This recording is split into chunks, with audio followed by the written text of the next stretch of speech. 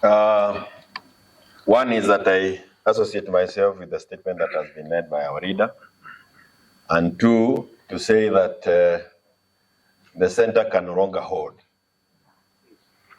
And William Ruto seems to have staged a civilian coup upon himself, because he has refused to constitute the IEBC. It's been confirmed here by Muturi that the abductions were really under his command, because he's the one who made the call, and the young man was released. So if your son or daughter is released and you cannot get hold of William Ruto, what does that mean to us? We are on our own.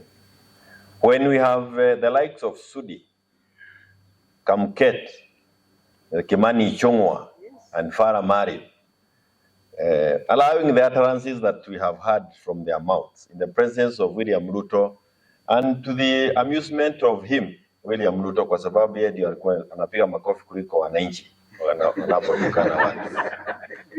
It means that the center is not holding, and we as Kenyans must heed the call that has been made by our leader, and we must prepare to do what the South Africans the people of South Korea have done. It is time for us to go and arrest William Samoei Ruto from State House, because we are on our own. Hakuna kitu kingine tunangojea, na hakuna Mkenya anangojea kuambiwa Ruto ni mbaya. Wanajua ni mbaya kuliko wewe mwenyewe. Hakuna jambo unaweza sema kwamba anaweza saidia sisi nalo. It is upon us to organize ourselves and get Ruto home, as leaders na sisi wote wa Kenya.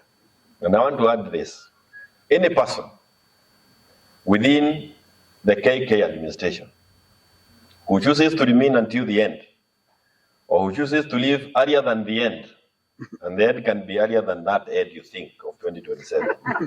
Wewe usikuje kutumiwa kuleta mambo ya kugawanyishwa kati yetu. Come join us so that we are one unit that is ready to remove Ruto. Usije kuanza kuleta mipango ingine mpya, kwa sababu you will have confirmed that you are actually an agent of William Ruto, na utakuwa ukimsaidia kutimiza yale akina Kamketu wanasema. If somebody says that he can extend the life of the presidency, na president mwenyewe amekaa hapo na hayasema chochote, you need to know there is something more than is catching the eye.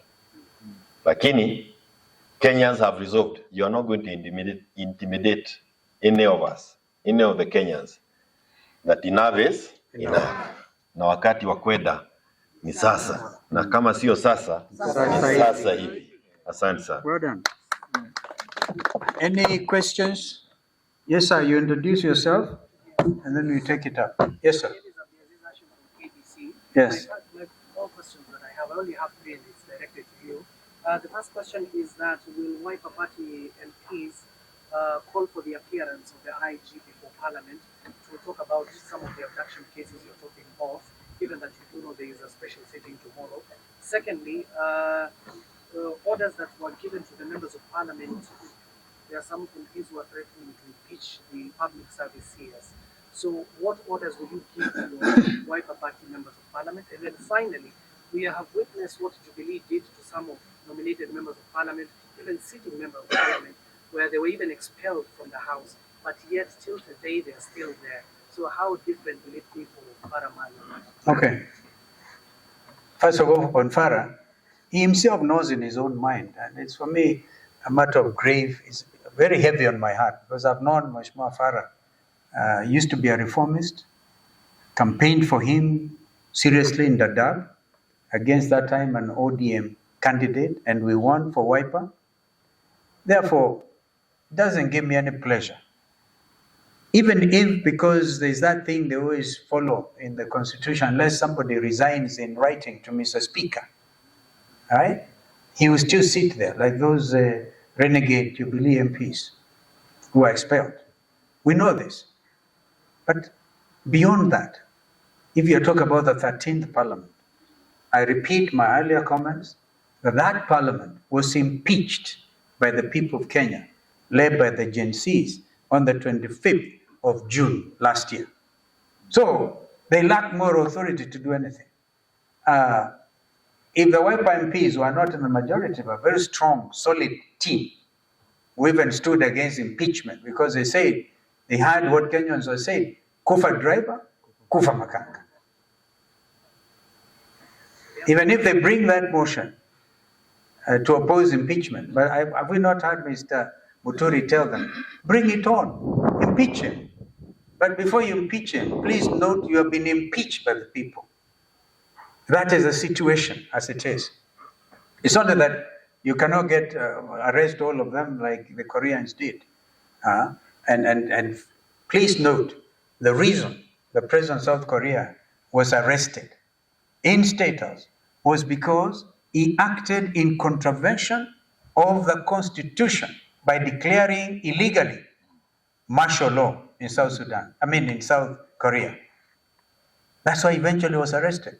We are talking about Mr. William Ruto, who has acted in contravention of the Constitution he swore to protect.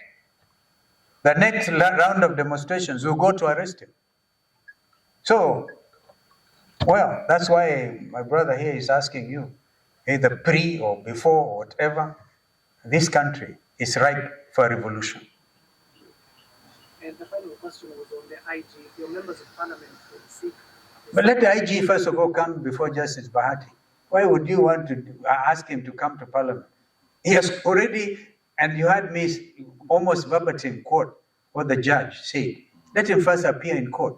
It's a waste of time to call him to come to parliament. A compromising, kumbuka, state capture of parliament. State capture of the economy by Andani. And we led by the front, we led that from the front. We went to court, and William Ruto was forced to cancel those Adani deals, but there are some still standing. Like the health sector is still state captured by Andani. We know these things. So there's a lot of work to be done. Yes, sir. My name is Kioni Ngunjiri. I work Oh, another Kioni Ngunjiri. Everyone. Yes, sir. Yeah. I have two questions. Number one, you have indicated that whatever is happening in the country, especially the issue around abductions, is against the ICC statute. Yes. My question then would be, are you having any plans maybe to write to the ICC concerning what is happening, and if that is the case, do you have any timeline? Barangujiri, Kenyans have gone ahead of me and ahead of us. 55,000 of them have directly petitioned the International Criminal Court. So this is serious, and I'm very proud to be a Kenyan at this time, because nobody is going to mess you up, ukiona. Nobody is going to preach fear to you. Nobody is going to even abduct you and think you are subdued, right? So, and I hope, by the way, before the 27th, the Mlolongo 4 will have been produced as well. And since it's Mr. William Ruto who makes a cause and they are released, let him also make another call, release them. Yes, yes. I would love to hear whether, as the opposition leaders, you have any plan to also write to the ICC. But then number two of my two questions is that you have indicated that those who are now, the reason why we do not have, or the country does not have a new IEBC or new IBC commissioners are what you have called the barriers and puppets of President William Ruto. And there has also been some perception that Azimio is also forming part of the barriers. I don't know how you... We dealt with that matter before, Ngunjiri. If you're referring to Kokimoli's candidature, right? That was already given green light by a high court judge. And then those puppets we are making reference to went on appeal. The appeal has taken has experienced inordinate delay, meriting, in fact, necessitating the president of the Law Society, Madam Faith Biambo, to issue a statement on that matter, saying that the court system should clear any IEBC-related matter, because that appeal has been lying there for three months unattended to. But I gather the matter is coming up, I think, on the 21st now. Let us hope it gets cleared once and for all. If Kokimoli loses, fine. If she doesn't lose, then the panel should be constituted immediately. Remember, we said if by March there's no IBC, we will go to the streets because these people are trying to pre-rig the 2027 election.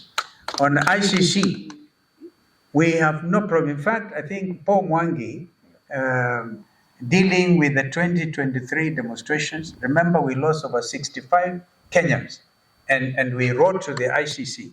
We can combine all this now, and I thank you, Bwana Ngunjiri. We will take this up, but we need to consult with Paul Mwangi and compile a very strong thing. This here, a criminal enterprise established, which is clearly in accordance with the stipulations under the Rome Statutes. Yes, Madam. I am Elizabeth Muturi from TV47. Having had the revelation from Cabinet Secretary Muturi, are we likely to hear from the loyal opposition a clarion call to want NIS post resign? You see, we are saying the whole government should resign. The person bearing the highest responsibility is William Ruto.